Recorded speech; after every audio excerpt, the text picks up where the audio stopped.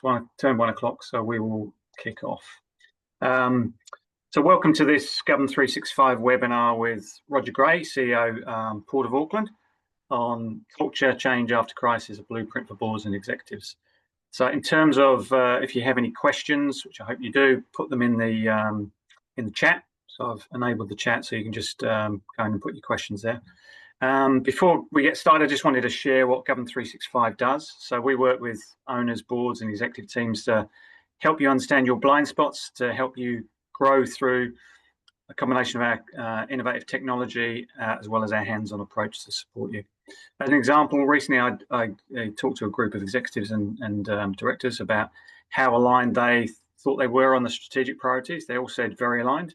And then when I asked each of them to name the top three, I got about 30 different priorities. So it's really, they thought they were aligned, but in reality they weren't.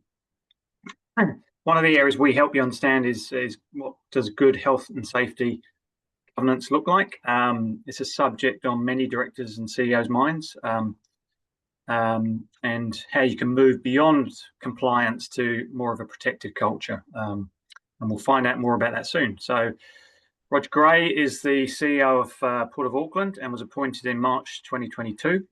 During his career, he's led many businesses across maritime, aviation, FMCG and private equity in both New Zealand and Australia.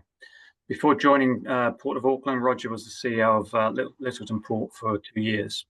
And prior to that, he worked at Air New Zealand for 6.5 years, where he was Group General Manager of Airports, overseeing all ground handling and lounge operations at 55 airports around the globe, covering nearly 3,000 staff.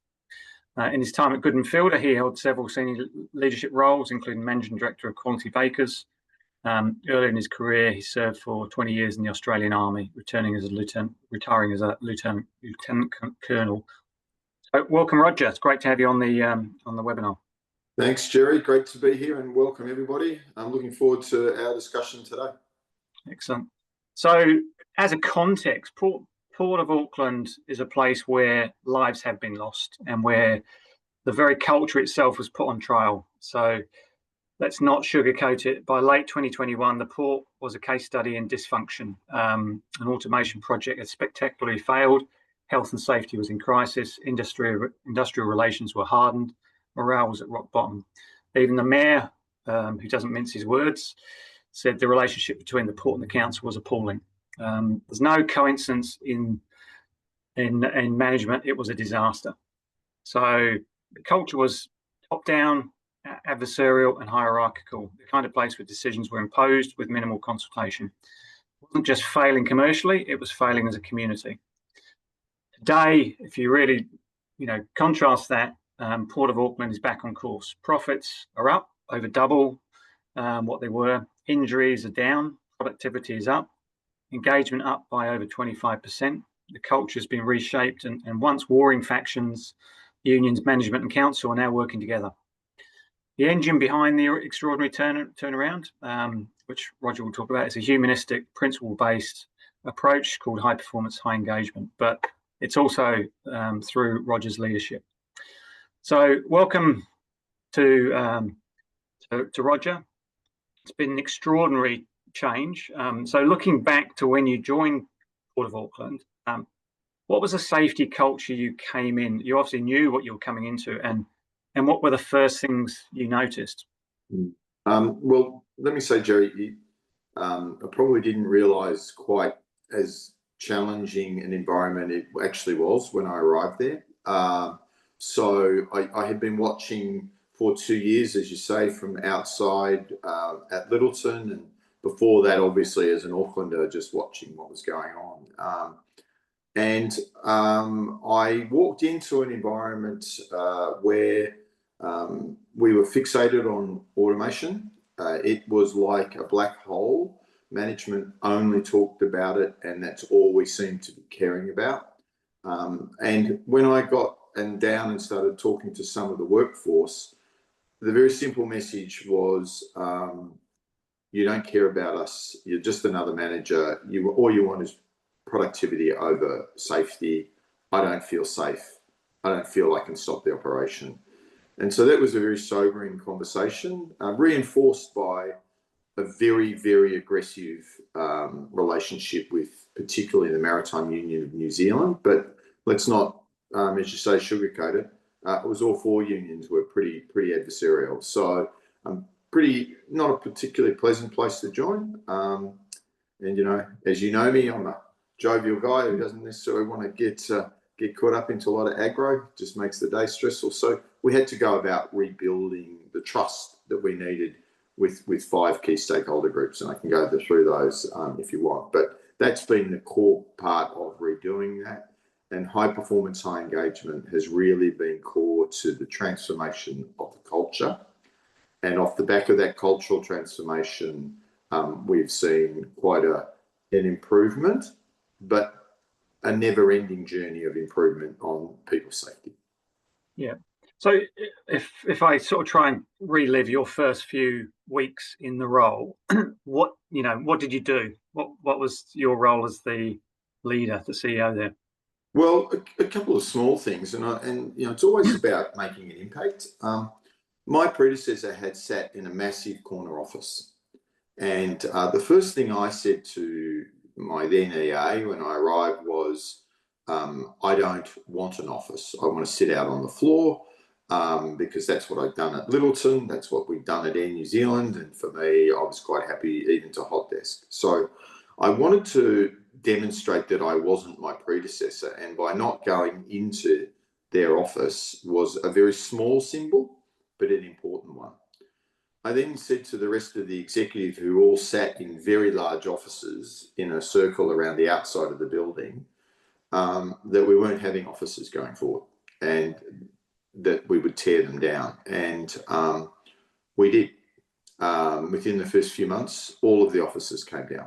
Now that pissed off people, managers particularly, who were very, very comfortable in their office. The other thing that struck me when I arrived for my POFRI was the place was a pigsty. It was dirty. The plants were dying. Almost no one was there. They were working from home under COVID, and there was no pride. And you know, and I had a pretty blunt discussion with the exec and said to them, "This place is a disgrace. It's a pigsty." You know, when your new CEO's arriving and you put them into a meeting room that's got half-drunk cups of coffee lying around, pictures lying on the floor, and roof ceiling, or with holes in it, you just go, seriously? And they went, "Oh, we're going to pull this building down, so we haven't done any maintenance." So I said, "Well, we're going to tidy it up." So I got them to cleaning up the building, painting the walls, tearing down the offices I talked about, and saying we're going to have pride. But the really important thing was to do that upstairs and downstairs, and to make sure that when we did get into improving the facilities, we did it for both the frontline staff and for management. And that was, it's a small thing, but it was a really important thing to say, I am not my predecessor. Yeah, no, there's a couple of really important symbols there, which I've seen other CEOs do, which is, you know, you walk past what you accept. So, you know, if you accept the rubbish and that's what you accept throughout the whole of the place. In terms of going in and engaging with frontline staff, what was your approach to that? I've always been very much, you know, walk the floor type of guy, go down and sit down, have a brew. I was very keen, and that comes from my days in the army. You know, the fact that the diggers do the work, you might be the one telling them what to do or encouraging them what to do. The reality is they do it. So I do spend a lot of time down talking to the people.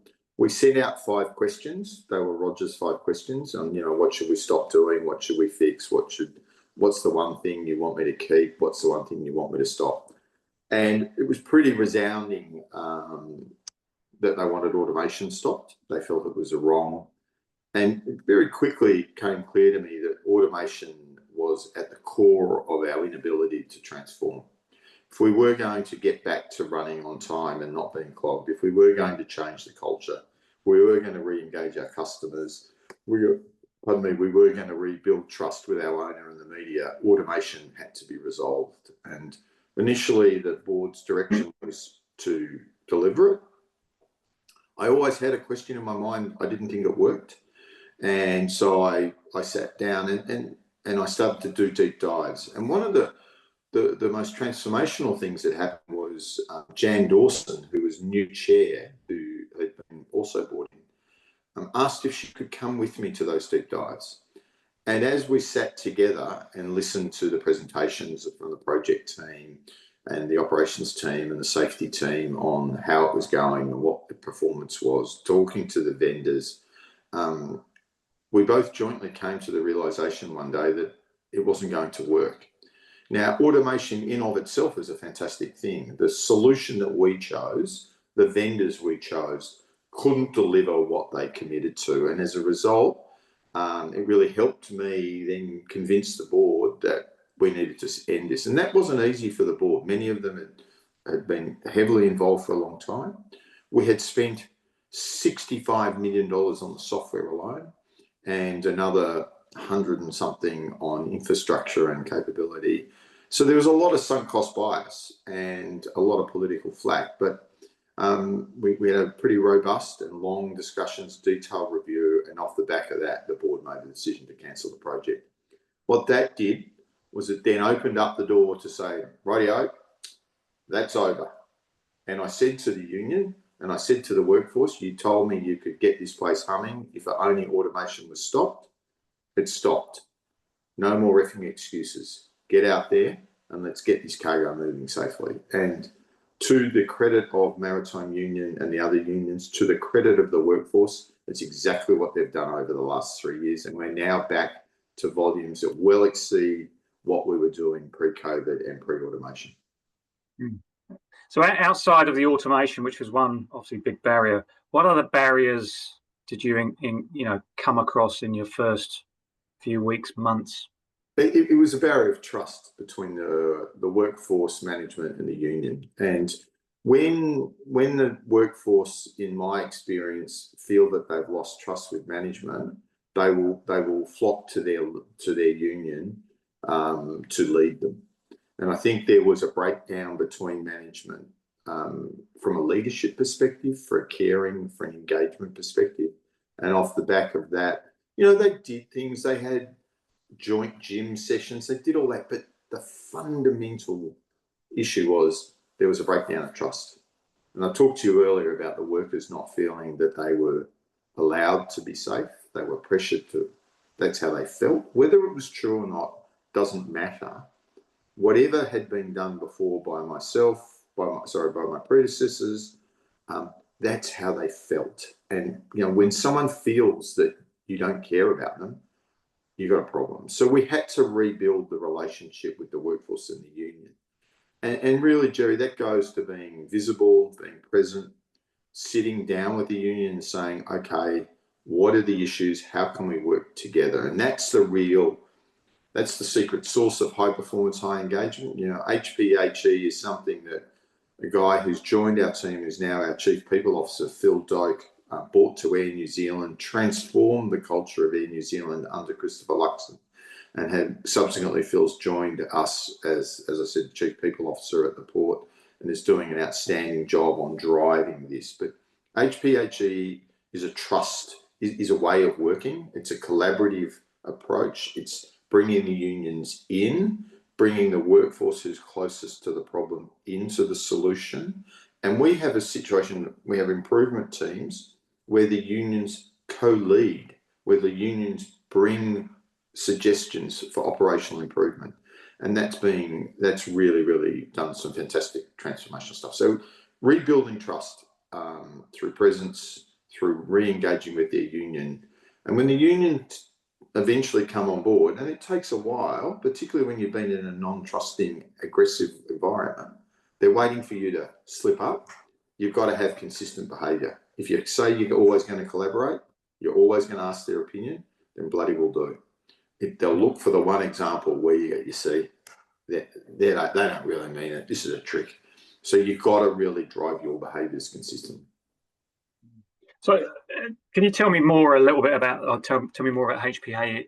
Is this just something big companies can do, or is it something anyone can do? Look, HPHE doesn't need the union. What HPHE says is that I talk to the workers, I engage the workers, and I ask them, what are we doing that's dumb? What are we doing that's dangerous? What do we ask you to do which is difficult? You know, the D's that the Business Leaders Health and Safety Forum will encourage us to do as leaders when we go out and talk to our staff. But also ask them, what are we doing that's just wasteful? Where can we fix stuff? What makes your job hard? Yes, there's a safety piece, but there's also, I have to fill out all these forms. I don't have an iPad. If I had an iPad, I could do this in half the time. I could get another job done this week. It's about being prepared to actually ask and hear, but not only hear, but also listen, to listen, but to hear and then to act. And I really believe that if you can be a business of 5, you can be a business of 25,000. It's about building that relationship with the workforce and with the people who are doing the work. They know better than any of us. And Jerry, you've run big organisations like I have. You know, we didn't know how to run those production plants. We didn't know the way the product was sold in store. We'd go and do a visit. But the reality is, it's the merchandiser, it's the sales rep, it's the frontline plant worker who knows best how to improve. And so I think any organisation can take this approach. What I would say is we're actually starting to put together a resource centre where we're going to, open source everything we do about HPHE. We are up for sharing this with everybody. And I know Phil Doak, as I said, the father of this in New Zealand and a guy who probably doesn't get as much credit as he should, is someone who I think would lovingly share this with anybody, with any company who's listening today. Right, excellent. There's a question here. Hi, Roger. Please tell us a little bit more about your own learning journey. Was there a specific thing or two, course, project, leadership example, mentor, that prepped you for the Port of Auckland transformation? Yeah, there was. There's a couple of things, but let's talk about HPHE first. My career was in the Australian Army. I had no exposure for 20 years to unions. I joined Goodman Fielder and in Australia and worked my way up and eventually got the opportunity to come to run Quality Bakers here in New Zealand. And to be honest, we were an anti-union organisation. We treated unions at an arm's length. We didn't really have much to do with them. Now, the irony was that my father was a union organiser before the Second World War. So he had always said to me the value of unions, and I'd probably not listened to him on that. And I sort of just went with the flow. And Australia in the early 2000s was quite aggressively trying to de-unionise workplaces. And so I came in with a probably very negative attitude to unions. I joined Air New Zealand. And for the first 3 years, I had a role which didn't have a significant amount of exposure to the unions, but I was running the supply chain, but I wasn't really across the unionised workforce. But what happened is I actually went to Kaiser Permanente, who is a US healthcare company, who have been doing a labour management partnership for over 30 years. And I went with Phil Doak. I went with Kelvin Ellis, who was at that stage the PMU leader in aviation. I went with Jackie Roberts, who's the head of AMEA, and a guy called Mike Belmont, who's an ex-executive from Kaiser. And we went and visited them. And genuinely, I went there to prove that this model couldn't work. And I left with a Road to Damascus experience. I was blown away by the partnership that the union had built with management. I was hearing union leaders talking about making money, being productive, driving a more efficient workforce that was safer. And I was hearing about management talking about the rights of workers, fair, and it was just completely like this isn't supposed to work, and it does. And I came home and went, I'm going to go for this. I'm going to try and do this. And I've got a really interesting little artifact from that time. I read the book Healing Together, which is the history of this labour management partnership, on the plane on the way over, and all through my notes in the book, how I'm going to prove this wrong, I'm going to prove this wrong, I'll prove this wrong. Now when I share the book, I go, okay, read my notes through this lens that I went negative, I'm not like that anymore. So yeah, really that visit to Kaiser really prepared me to be much more able to then drive it. And look, the person who bought HPHE to Air New Zealand, who did drive it and took a lot of the credit, and was the person who set Phil the challenge of solving it, Christopher Luxon. And, you know, Christopher is a very, very gifted businessman. I don't want to talk about him as a politician. That's a separate profession. But, you know, he's an incredibly gifted business leader. And he certainly taught me a lot, as did my direct boss, Bruce Parton, on how to be a better and a more effective leader. And they're the influences that brought me into be prepared for the port.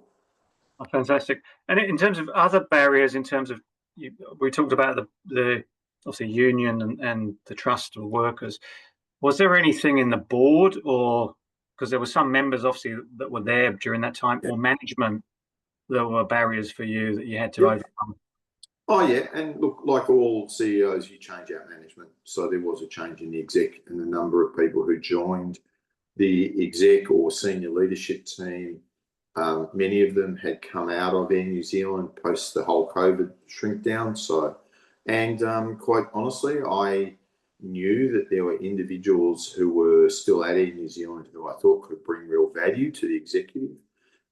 Tessa Ulea, who is our general manager of container operations, an incredibly gifted and talented Samoan female leader from operations. You know, she now is our general manager of containers and engineering. And you know, Tessa has a unique skill of being able to connect with a workforce who are 60% Pacifica. I mean, and so it was about building a team of different skills then that could take us on this journey, and largely who had all taken the HPHE journey already, so we're very comfortable with it now. But you know, it took a while for the board. Some of the board were very anti it. We had others. I was lucky. The chair had been the deputy chair of Air New Zealand, so Jan knew about HPHE. I'd seen it work. Hazel Armstrong is on our board. She's a very strong union delegate, union activist, and union lawyer. So she was very positive about it. Probably, and it helped also having at that time a Labor Party, ex-Labor Party minister in Phil Goff as mayor. He was very supportive of us rebuilding a relationship with mums. Probably the curveball that came, Jerry, that was the challenge, was the election in October of 2022 of Mayor Wayne Brown, and he came with a very clear agenda during his campaign that he was going to move the port. So going on the journey of educating Wayne, showing him the value of the port and the role we play within the Auckland economy has been quite an interesting up and out challenge that I hadn't quite anticipated when I accepted the job. Yeah, excellent. I just want to talk about, you know, the role the board has played and a good director, and how they would validate there is a strong safety culture. So, you know, because many directors feel the conflict of getting too involved in the business, and maybe, you know, but also you can't rely just on what the CEO says. So what's that balance, and how have the directors of Port of Auckland managed that?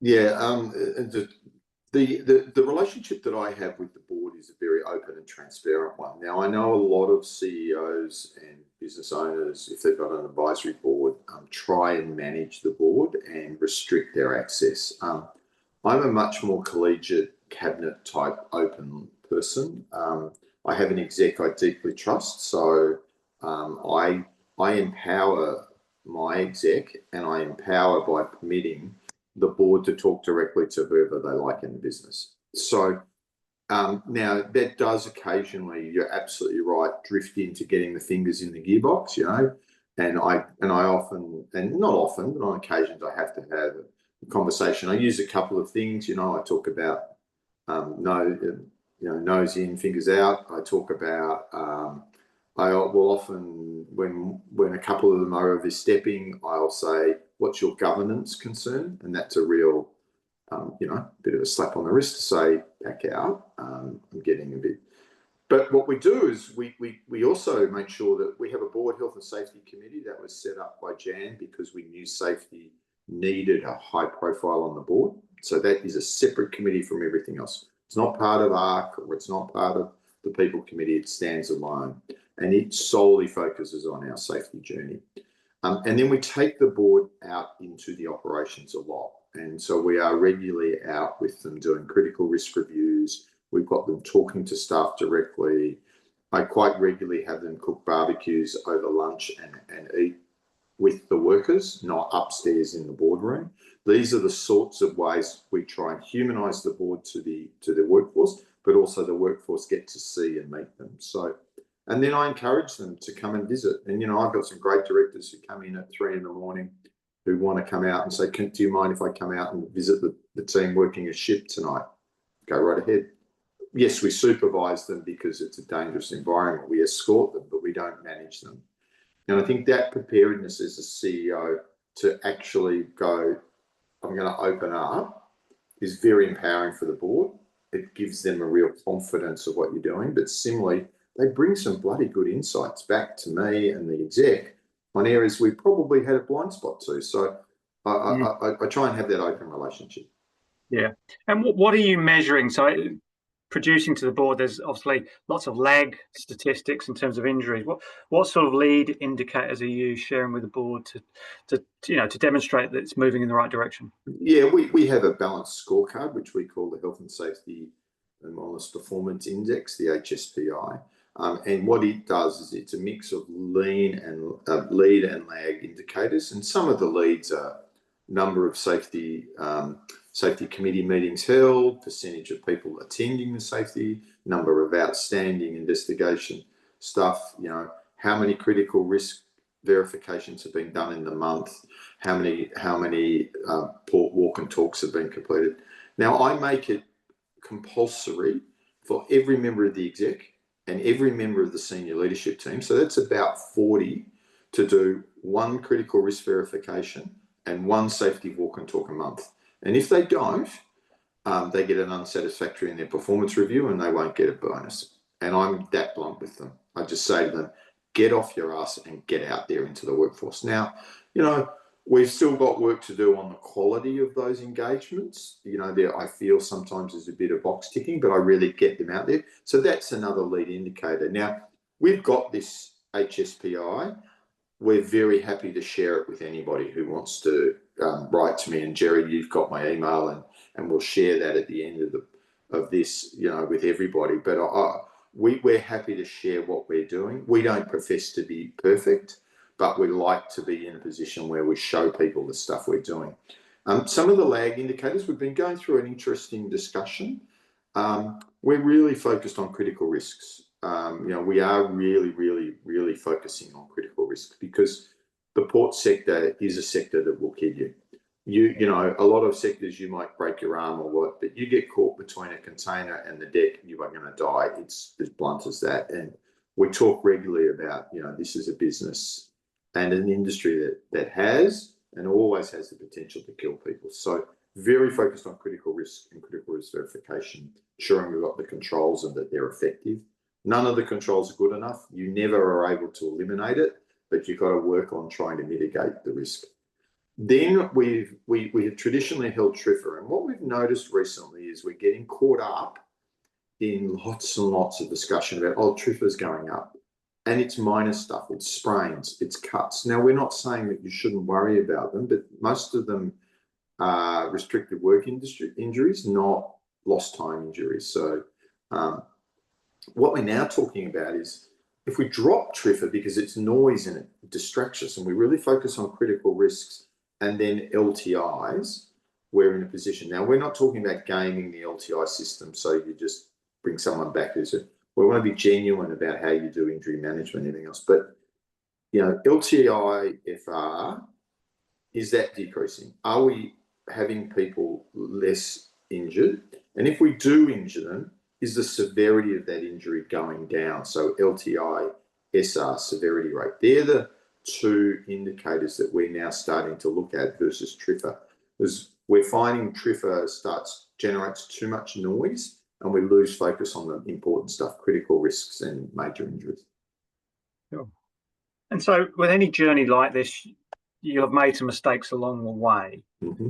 What mistakes, you know, what would you do differently if you went back and had your time again you know, small or large? You know, what are some of those mistakes? And I mean, there's a couple of projects that we've done, you know, like every organisation, a couple of digital projects that putting automation to one side. I don't regret cancelling that. I don't regret going in with the unions. I don't think any of that.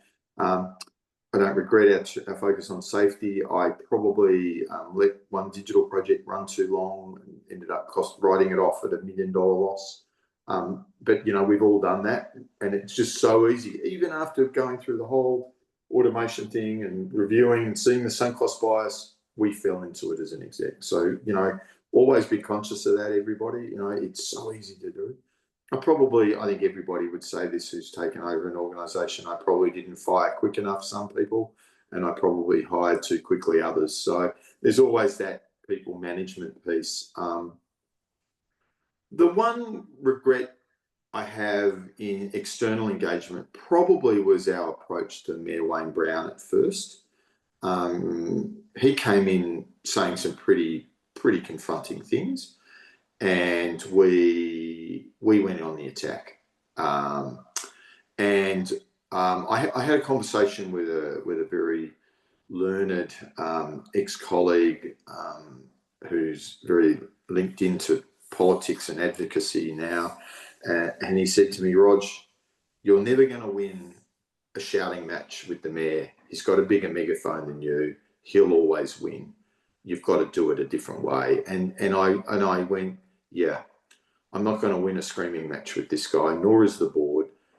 How do we sit down and actually have a conversation with him and find out what he really wants and what he really needs? And we did that, and that's been transformational for our relationship with the mayor. And I think you'd hear that in his public statements now about the port. He still says things that occasionally rile you a bit, but that's Wayne, and you just got to accept that's Wayne. I enjoy now a very full and frank relationship with him off the back of changing that approach. Yeah, no, that's cool. And what was I'll go back to like the middle management, sort of the lower middle management. What was the importance of them in the transformational change, and how did you bring them on board? Look, we're still bringing them on board. I know, and this happened at Air New Zealand, it happened at Lyttelton. There are middle managers who do not believe in HPHE. They're still there. And you've got to take them on a journey of education. You've got to take them on a journey of leadership training. You've got to teach them about, you know, we assess people both on what they deliver, but how they deliver it, 50-50. And, you know, there's a lot of work going in coaching and developing on the how. There's plenty of people who are good on the what, but let's be honest, pretty shocking on the how. So there's still a lot to do there, but they're critical. You know, I can make an utterance about I want to engage and consult and go through. Like the workers in the union can go, yeah, we're up for that. The middle manager can make a decision like that just destroys everything because they go, you see, they haven't changed. And so it's about bringing them on the journey. Now, many of them were the vanguard of the opposition with the union. Many of them sat through meetings being screamed at by and abused and you know, some, and you know, there were some instances of threats of physical violence. There were some incidents of harassment of people at their home. You know, these sorts of behaviours, which was the past, but those are still ingrained in people's minds. And then you say to them, oh, welcome in the guy who called you an effing this and that in a meeting, and now work in partnership with them. It takes a bit. So I've got to be a bit balanced on that. Some self-select, Jerry, and say they don't want to be part of it. They don't want to work in a company like that. They make that selection. Some go, we're up for it. And others, which is pretty typical in New Zealand, sit silent and don't tell you what they really think. So, you know, we've got that. We'll always have that, but we've got to just keep working on it. Yeah. And there would have been obviously a lot of pressure on you from a productivity and commercial outcome, because obviously the ports wasn't doing very well. Obviously the mayor was unhappy. You've got a project that costs an arm and a leg that you're going to have to cancel. Yeah. How did you balance that? Obviously the need, which is a challenge a lot of businesses have, the need for the productivity, the commercial gain, with the immediacy of, you know, the health and safety culture and the trust. Because Yeah, some people might say there is a conflict there, but I'd be interested in your view on that. Yeah, well, I actually think a safe workplace with an engaged workforce who come to work empowered and feeling valued is the key to having a successful operational performance. They give you the discretionary effort. They're prepared to work hard because it's hard work getting on a ship, lashing and unlashing containers, sitting in a straddle for hours on end, driving a crane. These are physically and mentally demanding jobs. And so you've got to have a workforce who comes ready for it. Now, pleasingly, we've got a great workforce, fantastic makeup of people who are really, really want to do a good job, very proud of being essential workers and the role they play in New Zealand's supply chain. So that's a positive.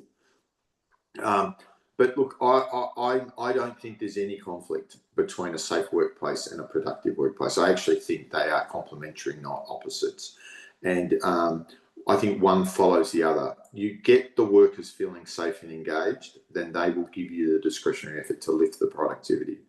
And, you know, when I got to the port, if we did 11,000 TEU in a week, we were thinking we were doing okay. Last week, we did 16,000, largely with the same workforce, with the same equipment, and as a result, you make a lot more money. And you know, we all know if we're in manufacturing or logistics, it's a game of throughput.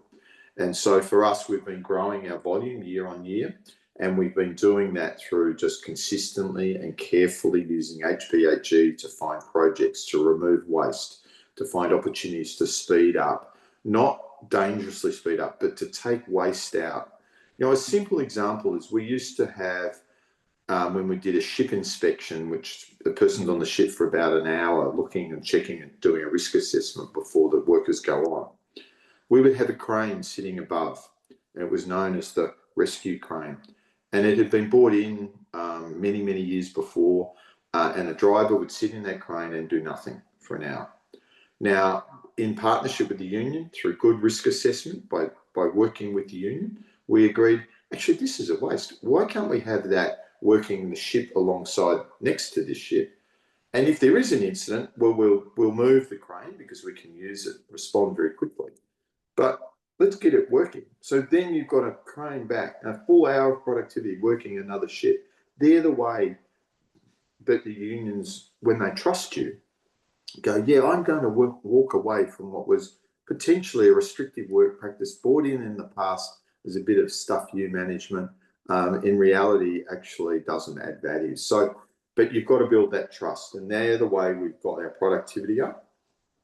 And lastly, look, we're breaking the rules, and many of your listeners and participants may not be happy with us, but we are quite radically changing the way we charge at the port. Traditionally had always been charging ships and the shipping lines. We now have an access charging regime, which contributes significantly to the revenue base. It's there for two reasons. It is a revenue diversification strategy. I make no apologies about that. But there's also a bit of it contributing to looking to decongesting New Zealand's supply chain, changing the behaviours of coming during peak. And it goes to time of use charging, which is obviously a pretty hot topic with the Mayor and Council. Yeah. I want to get back to just the cultural piece. Was there a moment where you thought, yeah, I've flicked over to, yeah, they've got it, and I'm sort of, you know, because it would have been a hard yakka, I don't know how many weeks in or months in before you felt that there was enough of a change that there was momentum going in the right direction. Was there any particular date or meeting that comes to mind that, you know?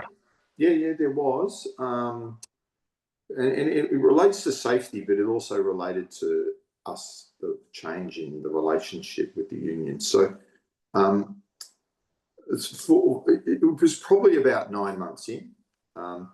6 weeks after I arrived, there had been another fatality in the port. It was a Wallace Investments employee was crushed on a ship. And there's a lot that went on after that, forming of the Port Health and Safety Leadership Team, a lot of aggression with the union, etc. But I remember a guy called Russell Main, who was part of Local 13, senior leader in the MUNS, came to me and said, we need an enforceable code of practice like the Australians have for loading and unloading cargo in New Zealand. And at that stage, all of my peers had been pushing back on it. I didn't really know much about codes of practice and everything. And I asked Russell, I said, well, you go on and on and on about this, Russell, but I don't know what it is. Show me. So he bought me the Australian Code of Practice and I read it. And I went, wow, this is pretty common sense. But I couldn't convince the rest of the sector. There was a lot of pushback around overreach compliance. So I sat down with Wallace, I sat down with C3, who were our two stevedores at the time, sat down with Russell, and I said, let's write one of these for the Port of Auckland. Let's just have our own. If the sector doesn't want it, we'll have one, and we'll all sign up to agreeing it. And probably the proudest day for me, and a real acknowledgement that we were on that journey of power, was the day that the four of us signed the document that had been developed together with the Wallace staff members, with C3 staff members, with the union and with our staff members, to develop a code of practice for the Port of Auckland. Pleasingly, that document went on and became the sort of straw man that the New Zealand enforceable code of practice, which has now been put into the whole of the port sector, was built on that framework. So I felt that was a real demonstration of actually this collaboration works and you get a meaningful outcome from it. And the level of positivity of working with mums on writing that together fundamentally changed our relationship. And off the back of that, we've had a very, very good relationship. You know, but it doesn't mean we still don't disagree. It doesn't mean we do everything Mums wants, and Mums doesn't do everything we ask them. So there's still that right and responsibility to advocate on behalf of each other, and we're not always aligned, but we find a way through it. Yeah, excellent. So I'm interested. What's next? What's the next shift you want to see over the next year or two? Yeah, look, we're working on. So our first strategy was called Regaining Our Mana, and that was regaining the respect of 5 stakeholder groups. The media, so transparency gave us that. The council didn't believe what was told to them, and we had to be really transparent. We invited every councillor down, the mayor, and we've really rebuilt that. Our customers, be they shipping lines or cargo owners or transport companies, just want to be able to do their job, get their cargo quick, get it processed, get it in and out safely. That's the public, being transparent and open and running insights and being transparent about what we're doing, and we're very open about that. And lastly, the workforce and unions. So, but we believe we have regained the respect of those 5 groups. But Jerry, what we've said as an executive is trust is hard earned and easily lost, and it will take only one incident, another period of significant clogging, that will upset the customers, and so we have to be really good and keep focusing on delivery of our business. We're caught out not being open with the council or with the public about an issue. That can destroy it. They say, they're just like that. They've always been. Disrespecting the union or going to war over a silly thing, not being transparent and collaborative, could lose the workforce. And lastly, the whole issue of just being productive and driving is really important for the success. So we now call our strategy Strengthening Our Mana, which is to double down on those 5 stakeholder groups and making sure that we build customer centricity, that we continue on our safety journey. We know that the single worst thing that could happen is that one of our people is severely hurt or sadly fatally killed. All of the momentum that we've done is lost. So as a team, we continue to double down on creating a safe environment, because we don't want the momentum to stop. So we're really, really conscious on being a good citizen. We have the privilege of being at the bottom of the CBD. We have to honour that privilege. We have to deliver for the city through good returns. We've got to be transparent. We've got to continue to build a great culture. If we do that, then I think we'll have a legacy that will allow us then to really go forward. The big thing that we're doing, though, is a $400 million capital plan. The future of the port's been resolved. It's not moving. That was acknowledged by the potential of selling a 35-year lease. So now we're getting on investing. New wharves that'll give us big ship capability for cruise, roll on, roll off, for container ships, dredging the harbour to 15.2 metres, converting our container stacking to 4 high, which gives us capacity for the next 15 years.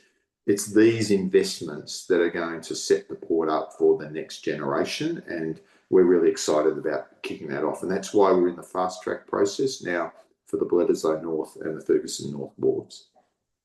Yeah, well, Roger, you should be. I know you are very proud of what you've achieved and what your team have achieved. It's amazing to see a turnaround in such a short period of time, and actually driven by you creating an amazing culture and a great safety culture, but underpinned by leadership, really. So thank you very much for taking the time and B, sharing your story. And I will ask if you're able to send me that HE, I'll send it on to people who are on the webinar.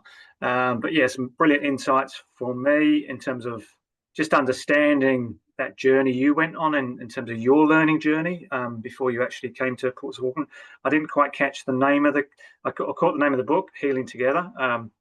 The company Kaiser Permanente. I really struggle with that word. I've got this sort of speech impediment thing, so I'll send you the details of the organisation. Yeah, all right. And it's a healthcare company. It's an integrated healthcare and hospital medical business in California in the United States.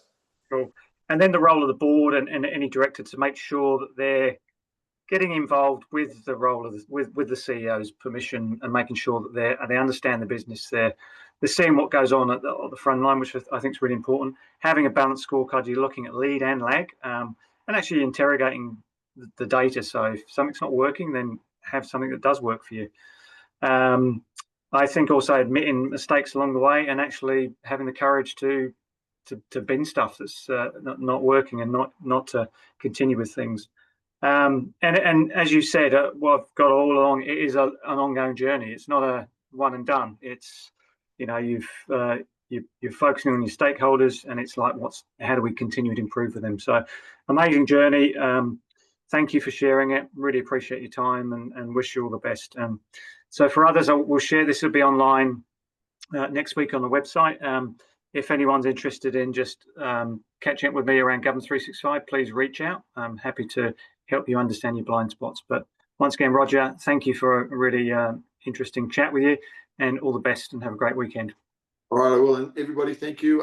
Jerry will send out my email as well, so if you want to reach out on anything specific, feel free to do so. Brilliant. Okay. Thanks, everyone. Take care. See you later. Bye-bye.